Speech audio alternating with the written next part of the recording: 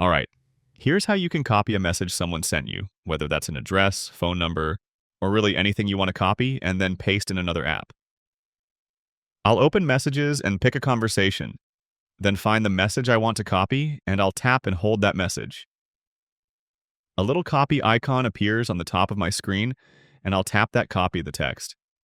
The text is then copied on my clipboard, and I can go to any app and paste it, whether that's another message, email, web browser, notes, doesn't matter. I'll open a note, tap and hold to bring up the paste button, and then I can paste the text here.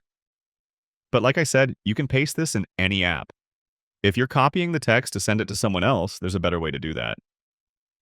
Let's hop back in that conversation, and then I'll tap and hold the message again. Now, instead of copying it, I can tap these three dots in the top right corner. There's a couple of options here, including an option to forward the message to someone else. I'll choose forward, and then I can pick someone from my contact list or recent conversations to forward that message to. Tap next, and you'll get that message copied in your message field, and you can blast it out or edit and make changes if needed.